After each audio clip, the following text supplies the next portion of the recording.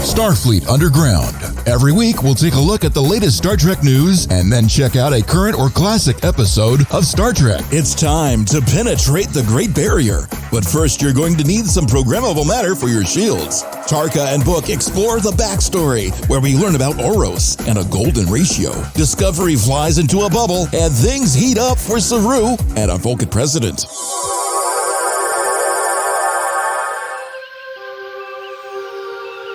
Wait, how the hell did you get your stuff in that? We have the old Mr. Bubble. So you found water, made huge bubbles, and all the dots are like riding down the hall in big bubble. You're kidding. How can you do your job because you're inside of a... See, now you popped the bubble when you tried to reach for the console. Oh my God, you guys are... Wait, is that 007 in a sumo bubble? Where did he get the blow-up bubble from? Patrick's room. Figures. That explains everything. Yeah. Is in one of those roll beach bubbles, the dot. And they're apparently are rolling down the hall and bouncing in each other and giggling. So is that what's going on in the mess hall? Yeah, I didn't know Patrick had those bubbles in his room. I know he's a germaphobe, but damn, I had no idea. Is he even on the ship? Did he come back from his minor? Wait, oh, you're there. Okay, cool. Yeah, what do you mean next? You want another bubble? You're lame? Someone doesn't like talking about his blow-up bubbles. Inflatables. Inflatables. Yeah, at least there's not names on it. It's a tired and all too familiar trope that's just played out. Some of the millennials don't understand bubbles. Come on. What's the tie? See, now you're going to have to explain it to me. It's totally new to them. I don't understand bubbles. Explain to me bubbles. Yeah, what is it? Because I have no idea that I stumbled on a trope. Well, look at yourself in the mirror. And now it's on the bottom of my shoe. Explain. Nope. Next. Move on. Now I'm going to have to use Interspace Google to find out. Oh, crap. I've been talking about this stuff and the light's been... Okay. Thank you for joining us. You've reached the confused captain who has no idea what a bubble is and when it comes to some sort of trope. Or anything else for that matter. Thank you very much. So I have no idea. Well, in the early 2000s, I believe it burst, right? Yeah, but what is this trope? Now my head's going to be like, what the fuck? Oh, that reminds me. We're not a podcast for kids, so you heard the F word and it wasn't fantastic that you heard it. So there, don't listen to us. And it wasn't fantastic. Even if kids do like bubbles. No kids. Please don't listen. No kids and no Mr. Bubble. And I don't know what it is because I might inadvertently, unintentionally insult someone because I don't know what the hell I said. So I'm going to have to look it up. We have our full crew complement today. We have our... Of course, she goes without any introduction because she works on mysterious stuff. Hi, I'm Heather Ferris. I'm the science officer, and I am also the one watching these dots play Bump-a-Bubble in my lab, and I'm not too happy about that. I start fires easily enough, like, without the Bump-a-Bubble here. That is fun. We have the Mr. Correction himself. My number one. Hey, this is Patrick. I'm number one. I'm the computer guy and foreign species liaison and the on-site, on-time corrections. Yeah, but what the fuck is a bubble trope? Your face. Oh, I can see how that can be frightening. Inquiring minds want to know. Yeah, it's going to bug me now. Inquiring minds can look it up. There's nothing there when I put in bubble trope. That's the point of you being here. Yeah, You're the computer guy. I put in bubble trope. My job is not to educate you. And the computer comes back, do you mean bubble trip? No, trope. We have our guy who really makes us safe and go and sound smart. He makes us go. This reminds me of the one time we got the soap mixture hooked up to the antimatter containment unit, and there were bubbles all throughout the engineering deck. It was fucking awesome. That was so much fun. It was. And who added the rave music? Because it's in the flashing lights. That's just, that was cool. We always have rave music in the engineering section. We have rave parties. It works so perfectly with the engine lights because it really does look like, it really looks like a rave down there. We just tune the engine to the beat of the music and it just goes whoomp, whoomp, Oomph, oomph, oomph. It's badass. Hi guys, I'm Rocky. I'm the engineer of the show and the ship, by the way. Woo woo. Outstanding. Okay, the only thing I could find is something that RuPaul said about when you really go apeshit over something, it's the bubbles. Is that it? Damn it, you gotta tell me what the hell it is, because I don't know. What it, No. You're not gonna, you're just gonna torture us with being that way. Okay. Just be the bubble. Yeah, I have no idea what that is. When I was younger, it meant a girl's derriere. Be the bubble. Oh, a double bubble. Yeah, when I was younger, it meant, a girl's derriere was called the bubble. She's got a great bubble, and then it's transferred to onion. And I like big bubbles and I cannot lie. These other brothers can't deny. yeah, I don't know if they had that in the song, but it might have No, been. they didn't. No, they didn't. And bubble up for bread, but you wouldn't be offended about bread. Maybe double bubble gum? No, you wouldn't be offended by that. God dog it, what is it? Okay. If you're listening to this show, please send an email to thecollective at starfleetunderground.com explaining what type of slang the bubble is out of the things that I had mentioned, because it's going to bug me, and that's not a good thing when you have And a captain number bug. one won't tell us. No. If he doesn't tell us, we're going to try to go past the galactic barrier. So there's that. So I'm going to set a course for that right now. So let's see if you're going to tell us, or the show will disappear forever. All right. Oh, no. We did their introductions. So now I got a question to ask you, number one, which you're on my number 2 list. What type of corrections did we have? Let's see here. Check subspace. And we are once again flawless. Nice. Okay, cool. So we had no corrections, so things are going good. News of the week. Patrick won't tell us what bubble means. I think that's a real good headline. Other than that, we're going to switch over to Heather. What news do you have? Hi, Captain. So unfortunately, I'm starting this week with some sad news. Sally Kellermen, who played Dr. Elizabeth Denner in the second pilot episode of Star Trek The Original Series, Where No Man Has Gone Before, has unfortunately passed away at the age of 84. Oh, no. I really Now- loved her. Yeah, if you guys don't remember her in Star Trek, you might remember her in MASH, where she played Major Margaret Hot Lips Houlihan. Yeah, all you needed to say was hot lips and people would know. Or for Yeah. those of you that are a big Rodney Dangerfield fan, in Back to School, where she read the poetry that he reacted to with such vigor. Yeah. She played the teacher in that one. Yeah, she played the teacher that was on She his was hot side. for teacher. She was a hot Yeah. teacher even then. Yeah, it was a funny movie if you ever want to watch something to make you laugh. It's one of Sam Kinnison's movies in there also. Unfortunately, she died from complications of dementia on Thursday. Oh, wow. Oh, thanks for that information. Let's have Well, thanks for dimensioning and that she passed away. Oh, my turn. Seriously? Oh my God. So let's Come on, go that was ahead. funny. There you go. That was so bad. That was really bad. I might want to edit that one out. Censored by Section 31. That was really bad. But let's have a moment of silence. One, to get rid of that bad joke that Patrick did, and also to honor her. Okay.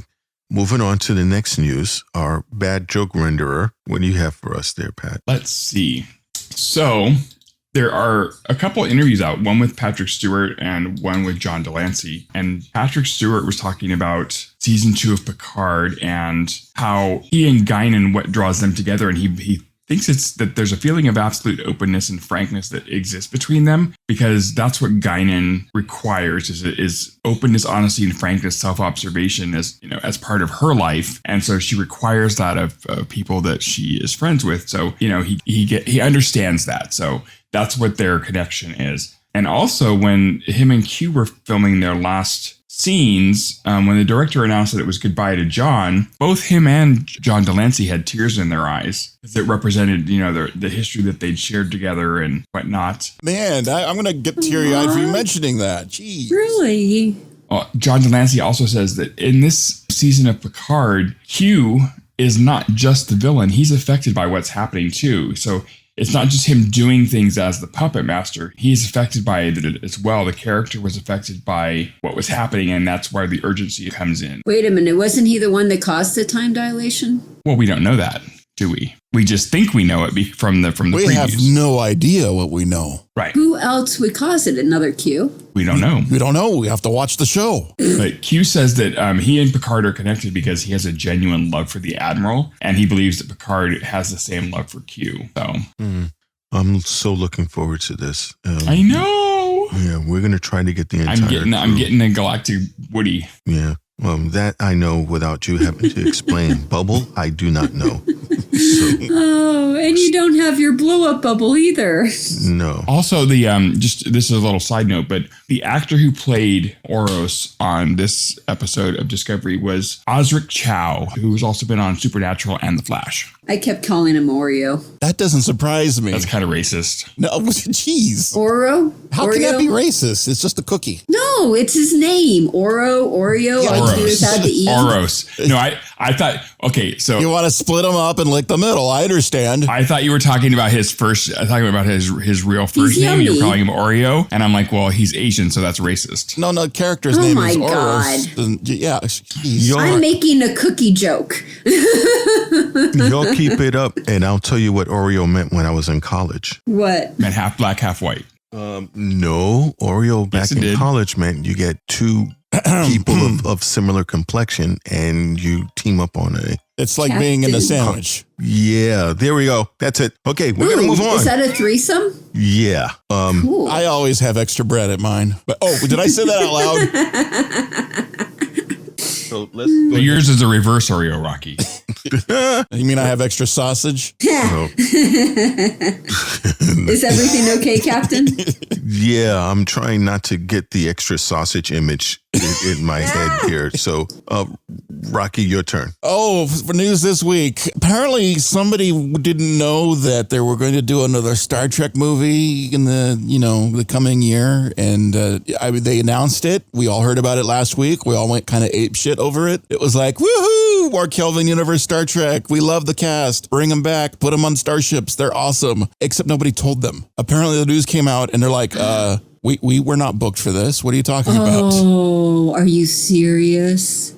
I mean, J.J. Abrams and Paramount were a quote unquote working on a top secret thing. And everybody knows that they're kind of quote unquote working on a top secret thing. I mean, somebody's working on the Star Trek movie. It's only a matter of time. We know they're going to figure it out, but nobody bothered to tell the actors, hey, we're going to announce this and put it out to the world. Be ready for it. Oops. Either that or all the actors got together and decided they were going to, pull one over on everybody and pretend we didn't know. There's no conspiracy. That's bullshit. Come on, I don't buy that one. I think it's funny. Just a thought. I just watching Paramount from afar, the kind of things their PR department does and their lawyer department does, and the takedowns that happen without any sense of logic whatsoever. I can totally see this happening. That they come out and announce, "We've got it. We've got the new Star Trek film." Did anybody book the cast? Oh shit. Oh, somebody should call them. But the story's already out. Never mind. Oops.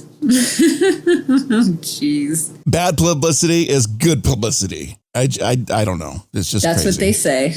I don't know if Section 31 would agree. I just think it's kind of hysterical. It's like, we're making a movie, and did you tell the primary actors? No, they'll jump at it. I have a feeling there's some kind of thing kind of between all of them that kind of agree like, oh yeah, no, we'll do the sequel. No problem. I'll clear my schedule for it. It's kind of like an unsaid rule about being in a bunch of these sequels. And it's like, yeah, they're going to do another. It's just a matter of time. It's like they need the contract. It's kind of funny, like the old SNL skit where William Shatner was on there, and it was at a convention, and he didn't want to go up, and he's up there and he's telling all the people, you guys are nerds. Have you ever kissed a girl? And he looks away shameful. He goes, move out of your people's basements. Get a life. You did something that I did as a lark like 20 years ago and turned into this colossal waste of time. And then you see these people in suits come over to William Shatner, and they started arguing with him, and they hold up this piece of paper and they point at it, and then they yell at him some more. Then he gets back on stage and he goes, okay, y'all just saw a reenactment of the Turnaround Intruder where I was taken over with an evil mind. And then everyone starts clapping and go, yeah. Oh, jeez. And he's like, live long and prosper and full steam ahead. Go to Warp 9 for the convention. It was if you get a chance to look for it on SNL, it was hysterical. And it just kind of shows how obsessed fans are. And they ask him, like, how many horses do you have? He goes, I have 12, including the foal that was born this morning. That mare just gave birth to a foal. So it was definitely interesting. Okay, for those of you that still really like Star Trek, I got some good news for you if you happen to be in the LA area or can make it into the LA area rather quickly. Paramount is presenting 10 Forward, the experience, and it's going to start on Thursday on March 10th. Standard admission is going to be $25 from what I understand for one person. There's going to be bar seating, tables for 2 or 4. There's going to be a high top table for 2. They're going to give an immersive experience for 10 Forward, and it's in celebration for Star Trek II premiere of Picard. They're going to have food and drinks as well as food truck hotspots, photo opportunity for everybody, and an official 10 Forward Canteen store featuring Star Trek merchandise and new custom never sold before products. Going to be open Monday through Thursday from 6 p.m. to 8:30 p.m. Friday, Saturday, and Sunday from 4:30, 6:30, and 8:30. The duration's about 90 minutes, and then they force you out so they can clean everything. You must show proof of vaccination. Okay, and it's going to be located in Pomeretto Street. So age requirement, you got to be over 21 with a valid ID. And they do have wheelchair accessibility. And where is this, Captain? Where is it located? It's going to be located in LA. It's going to be at 1262 Palmetto Street. They got different trucks. If you're friends of certain meal trucks, they have them. Like Lime Truck, Richie's, Son of a Bun, Philly J's, Pinch of Flavor, East Los Tacos, Green Truck. Pinch of Flavor? Pinch of Flavor. Made Is that like pinching a loaf? No, they don't have pinch a loaf. That's a meatloaf thing. About pinching a nipple. So that I'm not sure they have, but I'm sure that they will be booked. As long as they don't pinch the peach. No, and they get Cousin Maine's Lobster and Lovebird. So that's what it's going to be. I'll make sure. Well, if you want to go to the website to look at this is going to be Fever Up. That's FEVERUP.up. All one word, and you should be able to get it there. Select your date, buy a ticket, and have fun. Okay.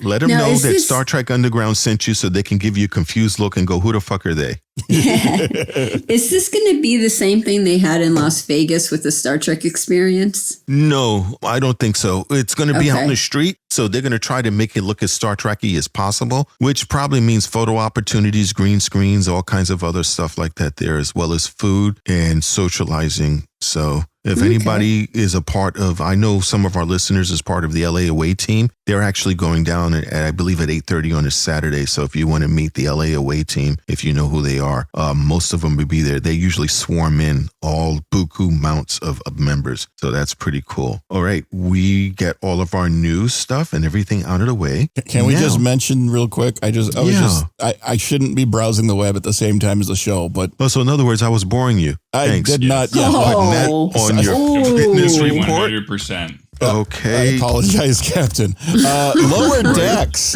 You guys love Lower Decks because we love Lower Decks. Apparently, there's a video game called Star Trek Lower Decks TBD, and it doesn't stand for to be announced. It stands for to be determined. To be determined.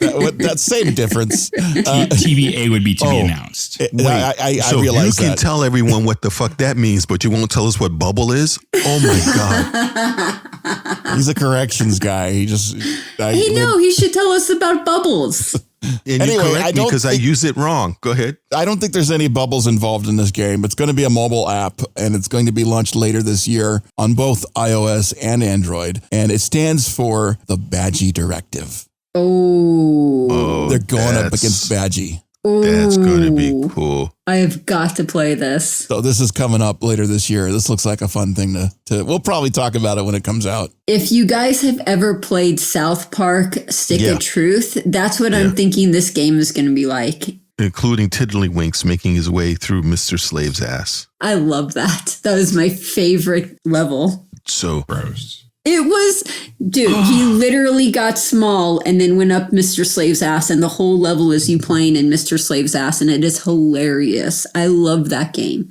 South Park Stick of Truth is the best ever. It's extremely funny. It is. Okay, now, for those of you that are fans of my computer officer here, my number one, even though he's dug in his heels and won't tell us what the fuck bubble means, he has to recap this week. Yay. Wait a minute, I do? No. Okay, Star Trek Discovery Season 4, Episode 10, The Galactic Barrier. Teaser, Human Arrogance. I've got better things to do. Pack your bags, bitch. The DMA Task Force, Burnham, Saru, Vance, Nadoye, Trina, Dr. Kovac, Dr. Harai, and Rillick meet to discuss Species 10C. Kovac says whatever you knew about them is wrong, and however you thought First Contact would go, it won't. Species 10C won't see the distinction in the Federation using the isolytic weapon or Book and Tarka using it. Isn't that what the universal translators are for? Confirmation bias? Harai explains that they take the success of the translators for granted because they tend to look and find people who are similar to them, people who communicate verbally, for instance. Since they know nothing about the 10C, it's naive to assume the translators would even work. I.e. human arrogance. Kovac notes that the Vulcans surveyed Earth for close to a century before making contact, and Discovery has to do it in less than 24 hours. Everyone will be present at First Contact except Kovac because he's got more important things to attend to. Stamets tells Michael, Vance, and Rillick that the DMA is the same size but substantially more powerful, and it will jump within the next 12 hours. Well, they're all going to have to leave before the rest of the delegates get there. Rillick tells Vance that she is transferring command to the Vice President while she's on the First Contact mission because her 20 years as the Federation's top ambassador makes her invaluable to this mission. She tells Vance that she is confident he will get them through whatever is to come. On Book's ship, Book tells Tarka that he's found a quiet planet for him and packed his bag. Book is going through the galactic barrier by himself, to which Tarka reminds him that the mycelial network doesn't work in the hyperfield. You won't make it, Tarka says, unless you have programmable antimatter to enhance the shields. I know where to get some. Back at headquarters, Bryce has to remain on HQ to help Kovac. Saru tells him the journey won't be the same without him. Saru tells Trina how he feels, but before she can respond, she's called away. Saru feels foolish. On Discovery, Adira Tall returns from Trill and tells Michael that Gray's training is going well. Paul gushes over Adira a little too much. Burnham tells Rillick that questioning her orders on the bridge is a no-no. The bridge is Burnham's, diplomacy and delegates are Rillick's. Stamets says he can bring them within 4 light years of the barrier. Bring us in, Detmer. Lieutenant Christopher, open a shipwide channel, and Michael tells them that it's going to be a bumpy night, and they might not make it back. Block alert. Disco jumps. I thought that it shouldn't have been a funny situation, but I still laughed kind of. When Which part? they blew up the DMA, and then a new one came, and it's like, and a more powerful, it's like, who the fuck kicked our Roomba? Beef it up. Upgrade. It's like Apple decides to upgrade the iPhone. We've got a brand new iPhone. It's even more powerful, and it's a same size. It's actually a little bit smaller. I mean, it's just like, come on, really? It's like, well, you know, that shit was old anyways. Thank God somebody destroyed it. I've been wanting to upgrade this bitch for a while now.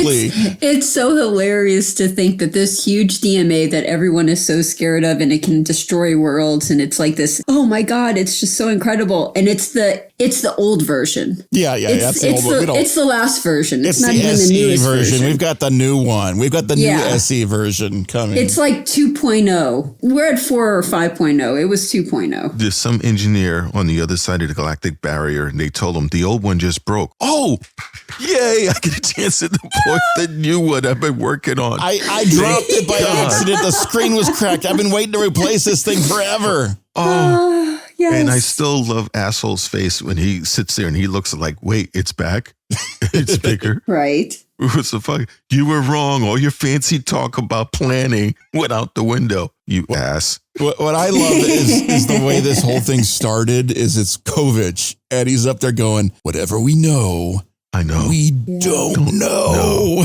Easy. However you think it's going to go, it's not going to go. Well, all those translator things, they ain't going to do nothing, man. They don't even know if it's good. They don't even talk, right? Yeah, they may communicate telepathically, so. No, he's a perfect example of someone who's the smartest in the room, but not an asshole. Yeah. And he's definitely the smartest. Is like, I am really, really smart. This is going to be a really big fucking deal.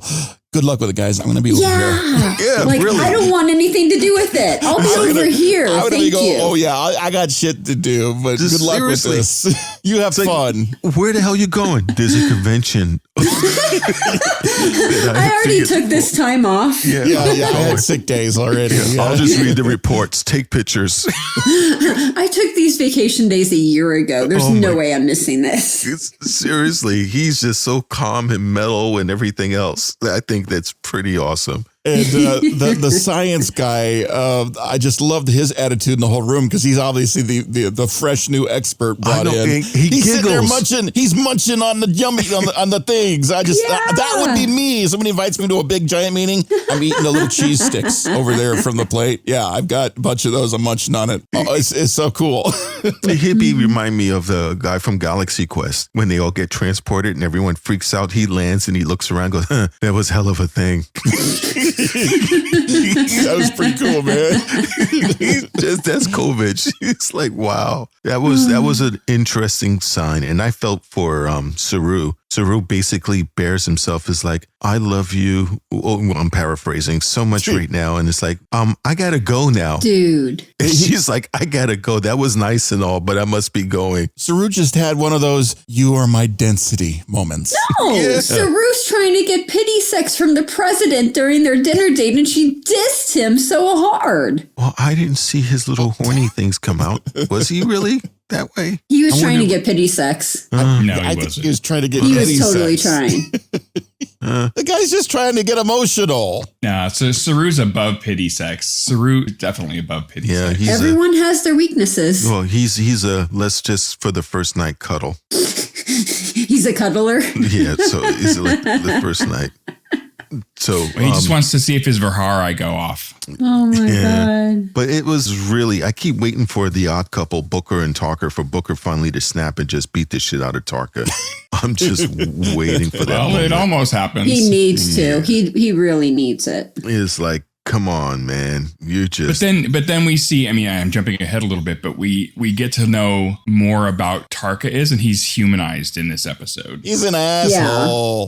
He is such an asshole. Granted, he may be an asshole, but he's singularly focused on which makes me wonder what they're planning on doing in the future episodes that they felt like they had to humanize Tarka in this episode. In my opinion, he's an asshole with no hemorrhoids because he's a perfect asshole.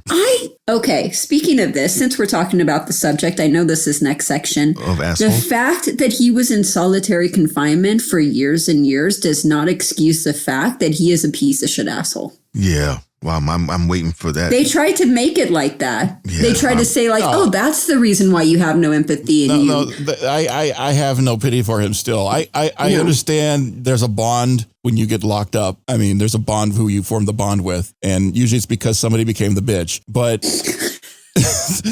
there's a bond there between those guys. And, you know, it's everlasting. It's a special kind of bond. And I can relate to that. Yeah, he's got to, you know, go save the dude or go meet up with the dude or get back with the dude. I'm sure that's fine, but he's still an asshole. I get the feeling that he's lying through his teeth. I wouldn't be surprised if this whole past experience that he told Book was changed to make him look better than he is. Well, we'll find out soon because, when we get to that section, because they talked about golden showers and everything else. Man. So it's going to definitely be interesting. Oh my God.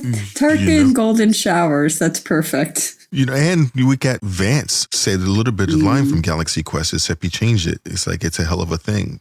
Oh, I thought you were talking about the last line of the section where he said, Godspeed. I was like crying when he said that.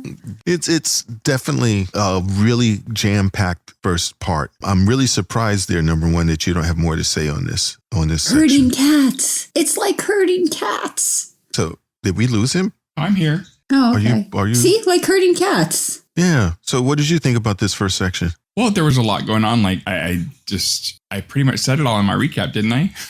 but but we want your recap was opinion. fact-based. We wanted, yeah, Right. exactly. Well, I thought it was funny that Book's like, bitch, pack your bags. You're getting off at the next, at the next available planet. And Yeah, I found a Tarka's nice place for you. There's no power, thank God, but I'm going to put you down there. Electricity. And yeah, it's like, no, wait, hold on. Who just like- knows about the DMA? Who's going to help to get through the galactic barrier? That's me. Well, yeah, I mean, being on a planet with no electricity or energy is torture. Yeah, it's justice. Is what it is. It's where Tarka should be left off. Yeah. What were you saying, number one? Well, I mean, we find out later that, he's completely driven by love. Yeah. Yeah, but it's not like normal And, love. love will make, well, why is it not normal? It's prison love. But when we get to that Because you section, have to have love is not one way. No, Oros and Tarka both have mutual love and respect and understanding for each other. Tarka. Well, that's the story Tarka said, and Well, since we're on that section anyway, and I think we milked the first section pretty good, let's go ahead since we're talking about this part. So let's move on to the next section so we can really dive in with both feet. Act 1. You said 4 light years. Ugh. Tarka and Oros sitting in a tree. Pretty damn cool. Disco arrives 9 light years away instead of 4. Paul says, it's not exact science, he did his best. Saru meets Q in the corridor and asks him to help inform the delegates. Q figures out that Saru told Tarina. Saru feels foolish, to which Q replies, you're not alone, that's completely normal. Down on the planet, Book sees the Spire and angrily demands to know why Tarka brought him to an Emerald Chain work camp. Tarka tells him it's closed down, but this is where the programmable antimatter is, but it's also the camp where he was imprisoned and escaped nearly 10 years ago. This is where Tarka met Oros, who was not his friend at first, but over 2 years they became partners. To go to sleep, they would both run galactic distance equations. Tarka explains all this to Book before they head to the camp. Discovery, at the edge of the barrier, has the crew's mouths agape. Pretty damn cool, Reese says. Let's double check the shields and run multiphasic scans before we enter the barrier so we know what we're getting into, Burnham says. When he got on the planet and he saw the Spire and he knows exactly what that meant, I was like, shoot him. Yeah, but Book, Burnham rubbed off on him because he actually took time to hear the guy explain why they were there. And he's like, it's empty. It's abandoned. There's nobody there. Is that a cloaked ship? What the fuck? I thought you said it was empty. Yeah, I tend to lie. You should know that by now. Exactly. Which is what I'm saying. He's the logical liar. How long is too long to hold a phaser up to somebody's face while they're explaining everything? Yeah, I would have had it like a hand twitch and was like, oops. Yeah, I would at least. Yeah, whoops, sorry about your ear. You're half Vulcan now. Oh, no. It was the story. Is this still in this act, Pat, where he talks about the relationship, or is it the next act? He goes into it a little bit, but it's more in the Not next. as much. Okay. All right. It's by the numbers on this part. We won't dive into it, but we do see that it's an Emerald Chain work camp, and they're there. And apparently he's got some sort of hidey hole other than his prison wallet, and they need to get to that. They did not toss that cell properly. Or his salad, for that matter. The Orion Syndicate doesn't know what the fuck they're doing with running a prison because that cell was not properly tossed. If they're able to stash that antimatter stuff under the who step. says they probably weren't that bright? Well, obviously the first guy wasn't that bright. He wanted to shoot him anyway. It was just, I didn't like those guys. No, but I thought it was kind of funny when he got in there. The guy had his first impression of Tarka and that he didn't like him, and usually that's trust your first impression. Is that what they say? Yeah, but they had a game where they're sitting there talking about, what was it called? Not the golden shower. Golden ratio. The golden ratio. The golden That's a ratio. That's a whole nother episode of Trek. That's a magical mathematical thing, sir. The shower is something completely different. And the golden shower was the Pornhub version of this episode. Oh, okay. I keep missing that one. Now, I don't know. Is a golden ratio a real thing? I believe so, Captain. Let's see. Uh-oh. Google will tell you it is. There's a magical ratio. The golden ratio is two numbers are in the golden ratio if the ratio of the sum of the numbers a plus b divided by the larger number a is equal to the ratio of the larger number divided by the smaller number a divided by b. The golden ratio is about 1.618 and is represented by the Greek letter pi. There is a visual representation of this, and you can get it on a t-shirt. That's all you need to know. It's the Greek letter pi. Shut up. Hey, Rocky, can you send the dot to go wake up the captain? Okay, go get him awake.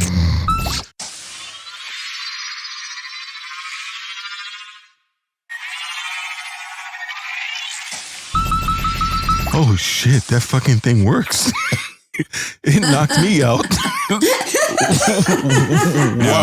that was galactic distance number. That was galactic distance calculation. They were talking about their sleep number, the magic sleep number, where the little sheep comes over and you start counting the sheep and it puts you right out. Wow, it really does work. I'm going to have to do that again. Oh, man. Okay. Well, where were we? That was deep. No wonder he told him he did that to fall asleep. It's cute that Tarka was trying to do his best to help him fall asleep. Yeah, it was. And those pillows look kind of cool. It's like a throwback to the old Egyptian headrests they used to use, where you have like a divot in it and you just put your neck in, you sleep on your back that way. Did you mean a divot? He said whatever. divot. It sounded like you said divot. You speak Nathan, regardless of what I say, you should understand what I meant. Which is why I was correcting it. Thank you very much. But you won't correct me by my improper use of bubble, since I don't know what the hell it means. You can tell that's a sore point with me now. So, but it was kind of cool that they allowed him to sleep and work at the same time. We never saw him feed him, so I don't know what the hell they ate. But they're in there. And meanwhile, Discovery is like, I thought it was kind of funny in a way that Michael is like, you're supposed to get us right there. It's like you get a negative star rating on your Uber. Burnham was slowly turning into a Karen this episode. Yeah, I mean, she she's like, whoa, I'm in charge and you're not doing what I want you to do. Do it. And they're like dealing with the galactic barrier and all. But she's like, she's a little stressed. Yeah, and her boss was there. I mean, you get to do all this shit in front of your boss as well. Yeah. It's kind of a stressful moment right there. And both of them are control freaks. So it's, like, and they discuss it a little bit later. I mean, I'm jumping ahead on this, but Michael says that, they're both stressed out because they both need to control things and they can't control the situation. Well, and I mean, honestly, she did have a lot to be angry about. She mentions that a little bit later too. So, but yeah, it was kind of an observation that our captain is not usually this grumpy. Tense. Yeah. I mean, what's the difference? 5 light years, 9 light years, That's a long fucking distance. Not on a starship. And So then From Earth to the sun is 1 AU. They fucking black alert bounced. They jumped through the spores. I mean, it was close enough. So how max warp, how many light years do you go at max warp? Okay, I know there's a certain kind of Trekkie that will know how to calculate this instantly. I used to. And I am the engineer of the show, and I'm not that one anymore. I used to. I know people who could find that out for you. Okay, so warp factor 9, you can go approximately 0.032 light years. And how long? Average speed is...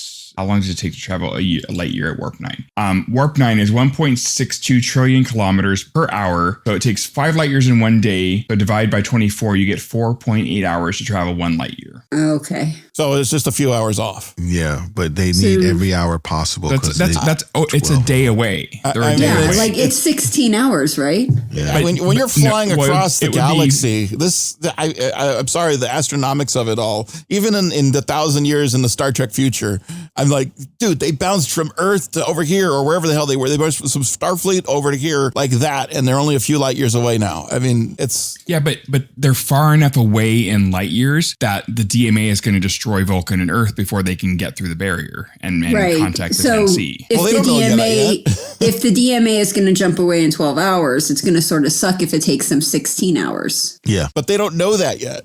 No, but, it's an effective plot point, which is probably a hole which some people would get into because then... You're a hole? What? No. Oh, because my. if you go... What do you want with this hole? Yeah. I don't want his hole. You can have it. Wanted the multiphasic scan of something. No, my underwear says exit only. So You wanted to explore the golden ratio with him. You're wearing your magic underwear? my magic underwear says exit only on it.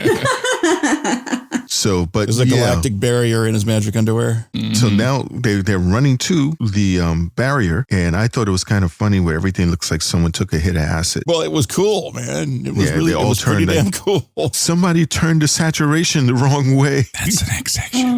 Oh, it is? Sorry. Yeah, okay. But yeah, I mean, they were like standing there going like, dude, that's kind of cool, actually. We've never been here before. And a lot of people don't go where we're about to go before. So that was exciting to see the crew filled with anticipation. So Antissa. Say it. Patient. Say it. Don't say Patient. it. Say it. Okay. Oh my God. After the video game I just played, It Takes Two, I want to kill that book who says anticipation like that.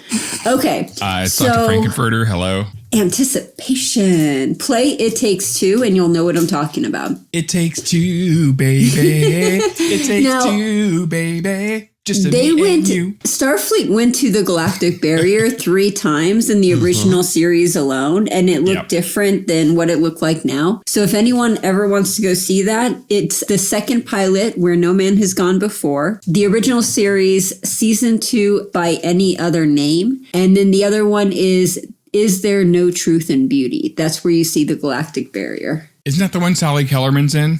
The very first, yes. Yep. I think the reason why they look different because, they went into different entry points. So this is the bubble side, this is the weird color side, and this is the random Photoshop artifact side. I thought it was just because visual effects look way different in 2022 versus 1969. I mean, if you think about a woman, different entry points look different. Yeah, and this is in my head canon, so I accept it. Which is very small, so. The Galactic Barrier is a woman? Oh, she doesn't like to be penetrated, so I guess so. Does that mean that Discovery was birthed out? That's actually kind of funny. There's a traveling vessel inside of a bubble, but y'all are stupid. So that means that they have to punch through the diaphragm. Yes. Also, they get snapped back. And she also says yes. Well, not typically during birthing. No, not that part. No. It's the other part. Yeah. Conception. All right, let's get let's to move the to the next next section. I was saying that. Oh my God.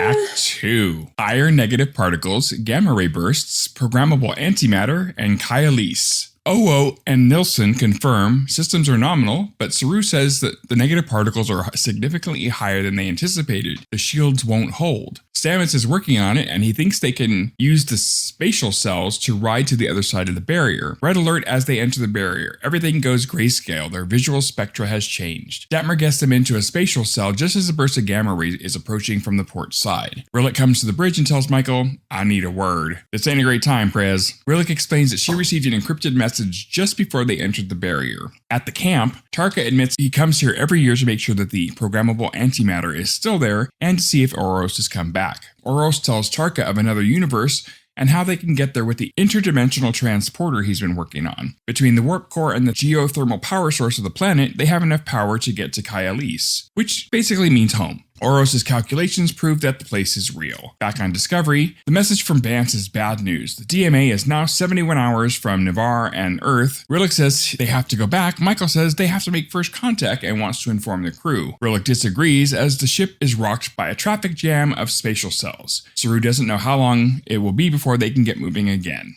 This part of this section here I thought was kind of interesting because you see the president wants to do is her first primary mission, which is to get back to Earth and try to lead some sort of rescue or a thing going on, which as an ambassador, I would have thought that her first reaction would have been, we need to get there as soon as possible so I can use diplomacy to stop them from sending this thing. Where Michael is mission focused. It's like, I'm on this mission and I'm going to see it through. And that's what she's determined about. And then is it in this section where they have the fight? Tell them, don't tell them? It's pretty much, yeah. They go back and forth about wanting to let each other know. But, I think Rillick is more frightened and just out of panic that she wants to return to Earth rather than thinking clear-headedly. No, I have to agree with you on that. Even though she looks stoic, you can kind of see in her eyes. The actor does a really good job of relaying the emotion that's running underneath. Is she thinking about her constituents? Yeah, maybe.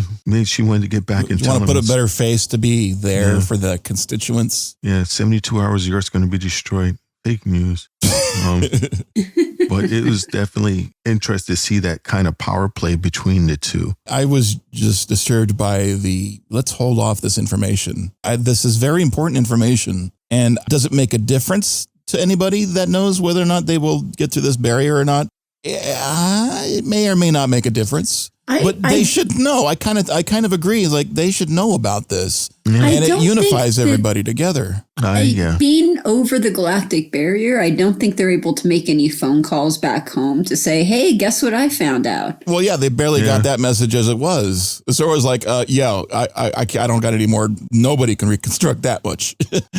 Yeah, they have Zora's like, I'm sorry, this shit is scrambled up. Yeah, so they're either going to save Earth and, not have to worry about it, or come they're back to a dust cloud. Exactly. So yeah. I will say there's one minor thing that actually made me kind of smile this section.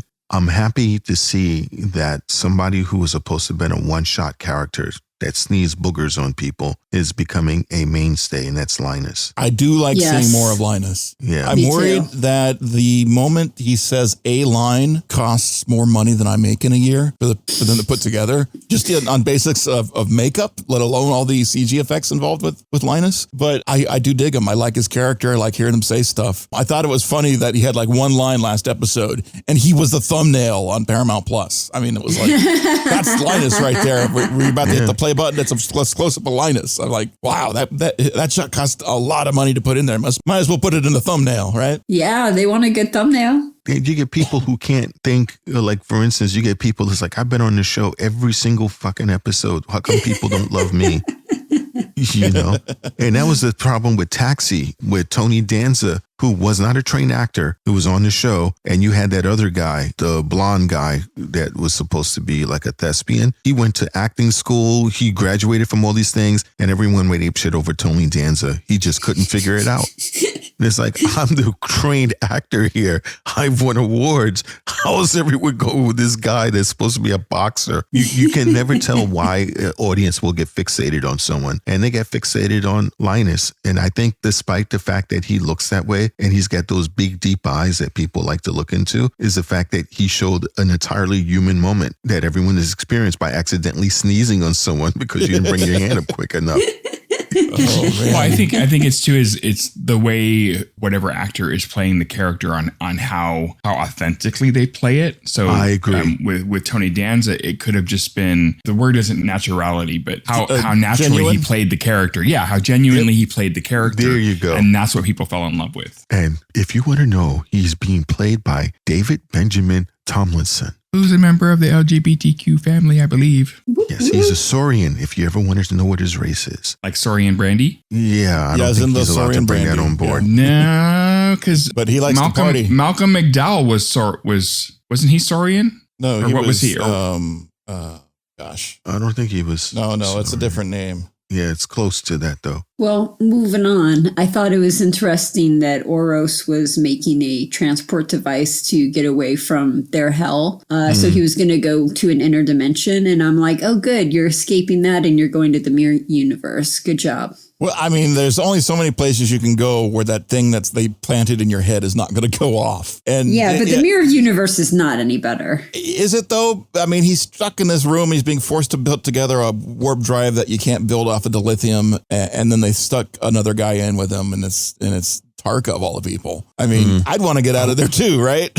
Get this. So Malcolm McDowell's character was Dr. Tolian Soren. So maybe that's why I was making. That's why. That's why, because his last name. He is the maternal uncle of Alexander Siddig. Yeah. Oh, that's pretty cool. Dr. Bashir. Mm-hmm. Yeah, that's pretty cool because I know you get the hots for him. What? You don't like Bashir? Just because I like a character doesn't mean I have the hots for him. Okay, well, you appreciate his outer shell. I think everybody does. Good Lord.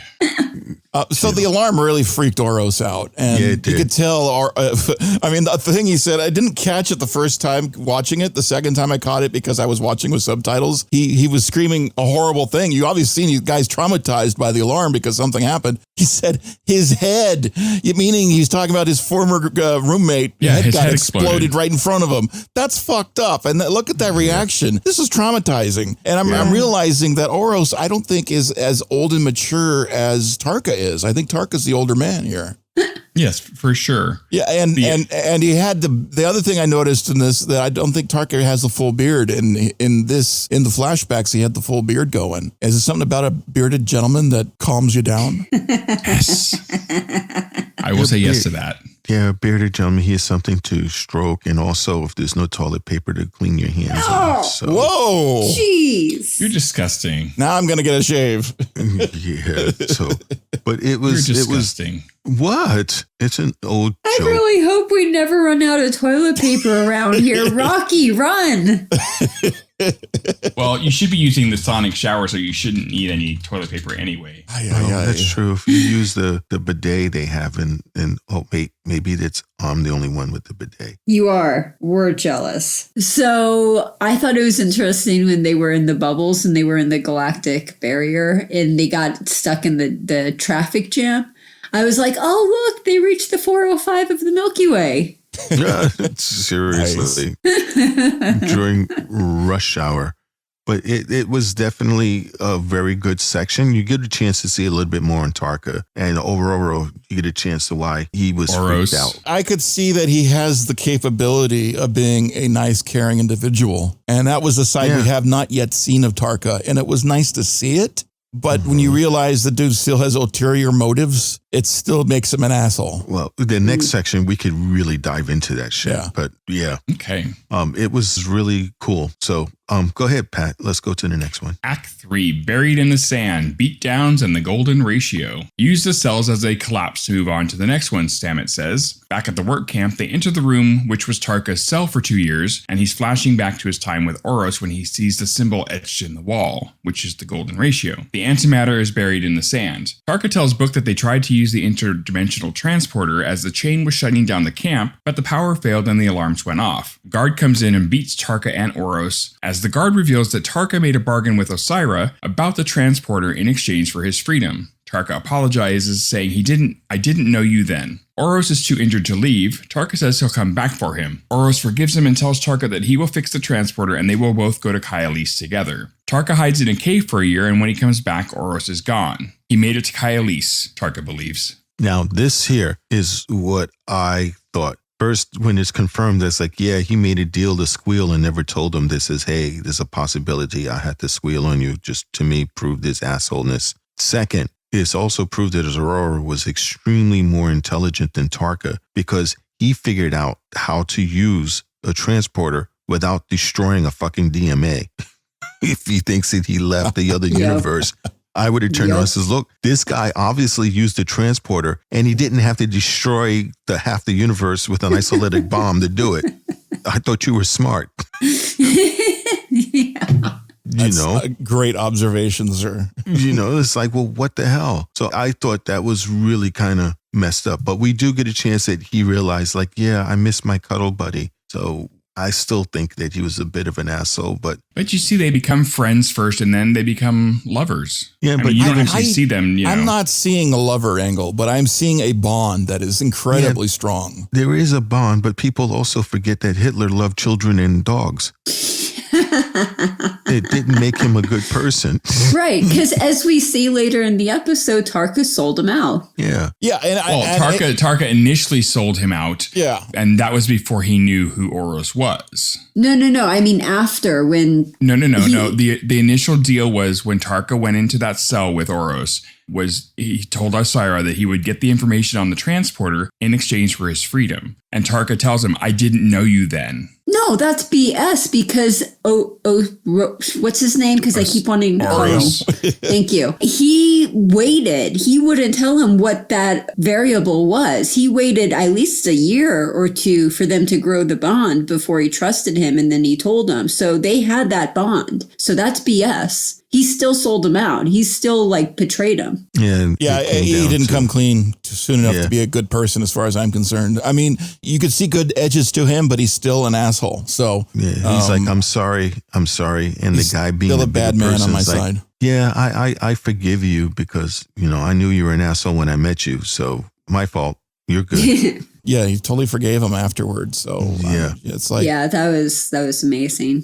And that bond being literally locked in the prison together, I think is I don't think it's love. I think it is a bond, and Maybe it's more like powerful. a trauma bond. I think the problem with Tarka is he hasn't had a friend. He hasn't had those kinds of relationships that mean anything to him. I'm pretty sure he's had some relationships, but I bet they don't mean anything to him. I think this is the first one that actually means something to him because he realized, at the point that he's doing something wrong to a guy that really doesn't deserve it. Yeah, and they both want to go to a place they've never been to before. The other guy just get away from it all and do that with somebody new. He found a friend for the first time. Yeah. Thank you for being a friend. Yeah, he heard the place was like the Kellermen. He heard of a place that someone told him that this is a real thing, and he wanted to go there with no real coordinates or anything else. So you can open a tear in the universe, transport yourself, and you're like, I made it, but fuck, I'm in deep space.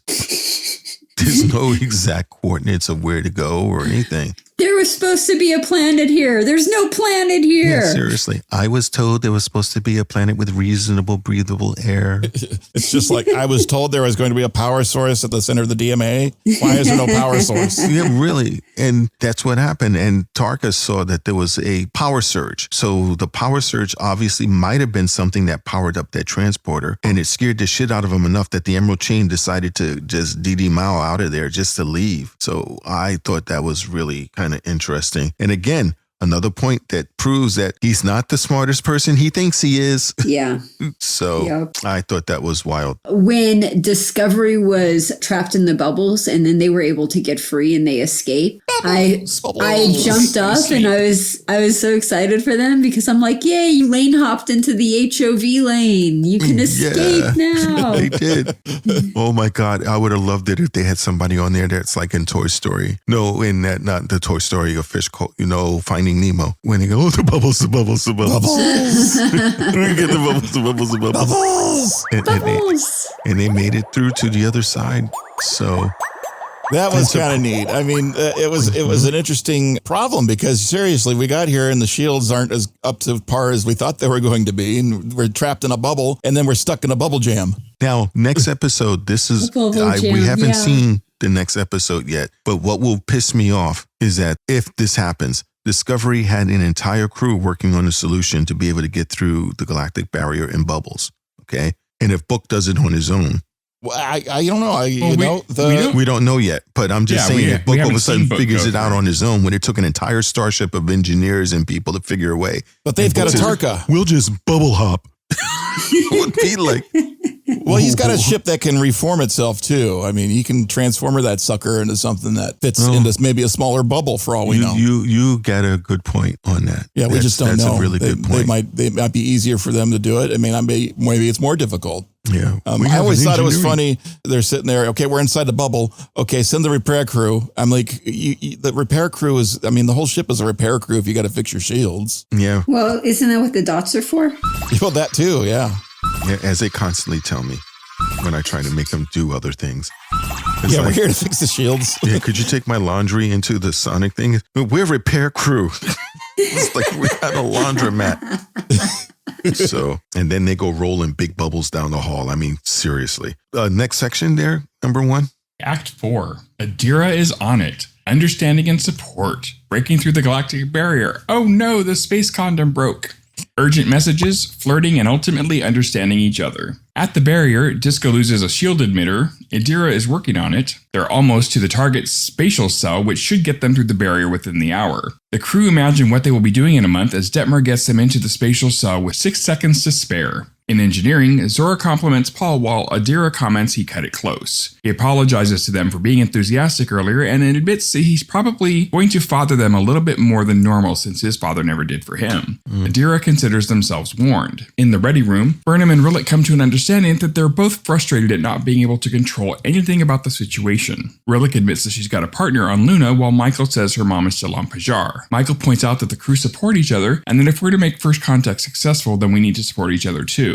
On Book's ship, the programmable antimatter has been applied to the shield, so we can go whenever you want, Tarka says. Book tells him he shouldn't feel guilty about leaving Oros behind. There isn't a day that goes by that I don't. I hope you find him again, Book says. Tarka points out that if they stop the DMA and save billions of lives, it will be a win-win situation. On Discovery, Detmer announces they officially crossed through the barrier and they're on the other side. They are outside of the Milky Way galaxy. So few stars. Not used to space being so empty or quiet. Nielsen comments that so few people have ever seen this. Rillick and Michael agree it's time to inform the crew of Vance's message. The crew listens stunned. In the lounge, Saru approaches Charina and offers an apology. Would you sit with me a while, Saru? I find your presence comforting. Boing! Michael and Rillick review the scans of the hyperfield. Rillick says she prefers it when it was a space blob. There's a planet 2 light years from the blob with no signs of life, but we're sending a team to check it out. Michael thanks Rillick for delivering the news to the crew, but Rillick asks her why she wanted her to do it. Michael explains that in uncertain times, people need to know that their leaders are not rattled by uncertainty or overwhelmed by the odds, and that they have a plan. It provides a sense of security. Rillick tells Michael that she's grateful they were able to connect, and Michael replies that if we can't communicate, there's no way we could with Species 10C. That was a good part, and it's funny how being what the fuck is that? Jesus Christ. Oh, it was space dust from the other side of the galactic barrier. Oh Holy my God. shit, dude. It got through my headphones. There's a mute button for a reason. I was going to say, you have a mute button. Well, I'm sorry, it was an instantaneous. It wasn't like I had a chance to. That was a quickie, sir. Totally. Okay. I just realized all these bubbles. I just realized that my HOV joke was next section, so I apologize about that. No worries. You would have had time for Patrick to correct you later.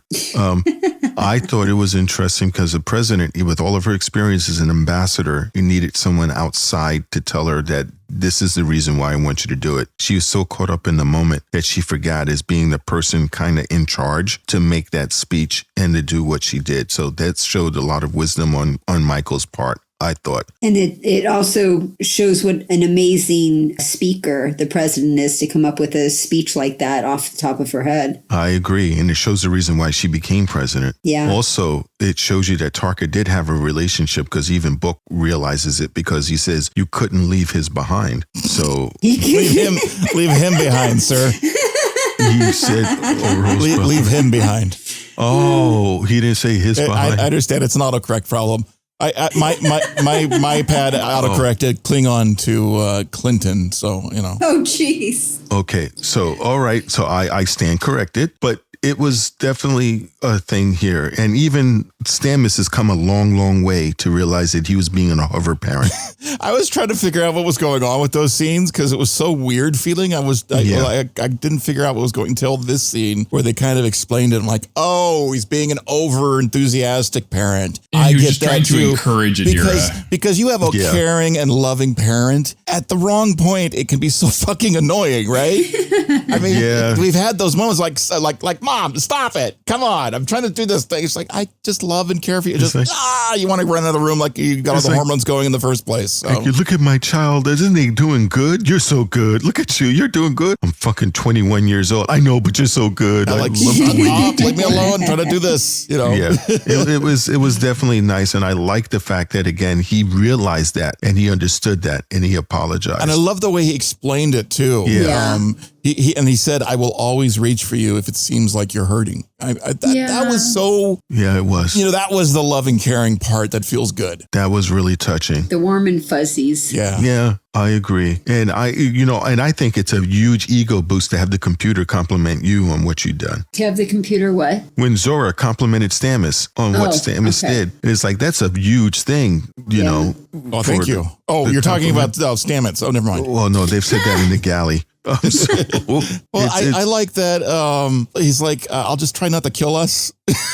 Yeah, kind of I love that. Burnham's like, I need more power or whatever. And he's like, oh, okay. Trying not to kill us, you know. Thank God, that's appreciated. I mean, when Kirk yells at Scotty, I need more power, damn it. And Scotty's like, you get it, sir. And he's trying to figure out how he's going to do it. But he always says he'll do it. But Stamets is like, you're really asking for something I can't do, but I'm trying. Yeah, even the Next Generation, LaForge always did the impossible. Mm-hmm. Like, he was always able to, he was basically a genius who could do anything. I always love the part where LaForge is always caring for his crew, too, because he's always, with a second that warp core is going to breach, we got to get the fuck out of here. And he's, making it, he's dragging people out before the door shuts. Let's go. I love also that about LaForge as far as he was very caring, very empathetic. And caring for his team. Yeah. Yeah, he was fantastic. It shows the professionalism there, because you have people that are professional even though everything is blowing apart around them, and you can hear the professionalism like in Wait a minute, pilots. who's getting blown around him? Yeah, well, that's you. So you hear people, when you have pilots that are getting ready to have something catastrophic happen, and they're on the radio going, "This is Flight Heavy 472. We've lost both engines, and it seems that we're going to be crashing here soon. Going to try our best to see if we can land it properly on the area, but it's not looking well. So that's our last status."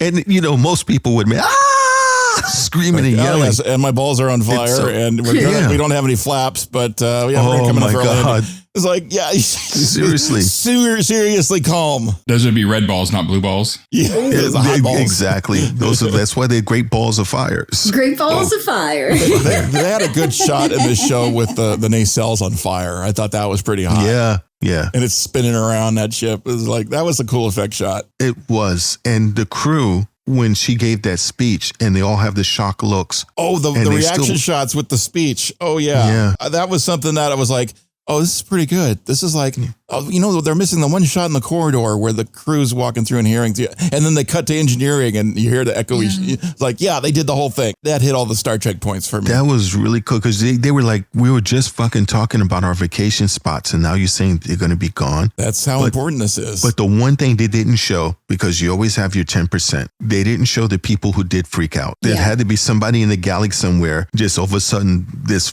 planted their forehead on the table. No!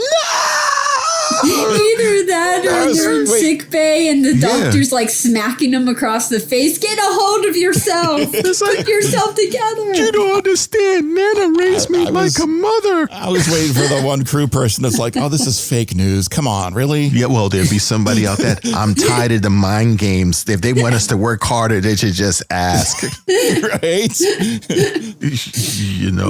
There are no Trumpers on Discovery. I'm about to hit my second hour of overtime over here. They want me to do what? I could see Patrick would be like, fuck, I just got tickets to this place for next year. We better survive this. There's no refund.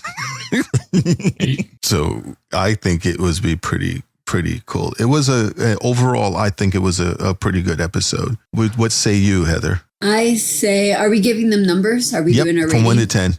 Okay. Oh, I give this one a 7. A 7? Okay. It was still a good episode. I still enjoyed it. I'm not a big Tarka fan. And I think that's what lowered the rating, as well as the fact that they could have gone through the galactic barrier in one act instead of one episode. But so that's why it went down to 7, but it was still a very good episode overall. And how about you, number 1? I'm going to give it an 8 because there was a lot of suspense and drama and coming together and working together and a lot of character discovery. And it was really good. And we got to see that human side of Rillick. I'm not Rillick, of Tarka. And we actually did get to see a little bit of human side of Rillick too. So this is true. But she's also part Kardashian and Bajoran. Yeah, she's definitely a product of a gangbang. So how about you, Chief? Oh God. I want to do like a 7.5, I think is where I'm at. I liked it. And it's one of these episodes that's kind of the in between the big chunks going on. So there's a lot of exposition going on, I think. But yeah, it was good. I'm waiting for more. I mean, the galactic barrier it's a tricky little beast because you can get through it in one act and you can get through it in an entire episode. It depends on what's going on. Sometimes you just get to it all of a sudden. We're at the galactic barrier. Oh my God. It's like that in Star Trek. So it was more of a big deal this episode than it was other ones. It makes sense if it's a filler episode. If it's going to be a filler episode, then let's make one small thing an entire episode. Yeah, I don't. It's not necessarily a filler, but it's kind of we got to deal with all these other things first. It's one of those kinds of episodes. Connecting bridges. Yeah, and and there are some things I want to see connect more. There's some things I wasn't expecting. It was interesting to see Tarka's side, but he's still an asshole. Yeah, if I have to give it a rating, I have to go along with you there, Chief. I probably would have gave it higher, but I just really don't like Tarka. The actor does a great job. Oh, yeah. Because he inspires dislike, and it takes skill for someone to do that. And I do enjoy that. But the reason why I didn't give it lower was the relationship aspects. It was nice seeing the interplay between Saru and the president. It was nice to see the interplay between Michael and Earth's president and the crew. I really enjoy how they're bringing the crew more into it. It's beginning to feel more like original TOS when you see the bridge crew interact with one another, So yeah. I did like that. So I think I gave it a 7.5 as well. Pat, is there any chance that you know what next week's episode is, or are they still keeping it under wraps? Let me take a look here. I think it was still blank, but it's funny because we do these on a Saturday morning usually, and a lot of the reaction shows are happening like the night of, or they see it like on the East Coast hours before us and do it before midnight, and you pop up on YouTube in the morning and like, geez, all these other shows have got their stuff on YouTube already. Yeah, they don't know the name of the shows either. Oh, so it's not listed. So it's not listed. I remember they used to have it listed. But word of advice, there's only 3 episodes left. So it's coming up. And next week we have a doubleheader. We've got Picard season 2, episode 1, and Discovery season 4, episode 11. That was a huge surprise, was watching the Ready Room after watching this episode. Oh, I mean, that got like a heavy 9 on my Niner scale. Yeah. That was like, you get to see, it was like, oh, they just dropped a whole little nugget on the background information of what's going to be happening next season. That was cool. And then the teaser scene at the end they showed. Yeah, for Picard if was you didn't awesome. stay awake for that, if you walked out of the room to refill your coffee cup or something, you got to rewatch that because that was action packed and a lot in there in a little bit of time. Yeah, you have to see it because also we're quite proud because Glenn Hattrick is a friend of the 1701st ship. So it was nice to see him on the show. It's always a surreal moment when you get a chance to see someone you've talked, interacted with, and had long, in-depth conversation to be on a TV show. You get that little tingle. I know them. So that's cool. Hey, stop. No, he's not. No, you are. Dude, the captain knows you. You were on the show. He is not saying anything bad about you. Don't worry.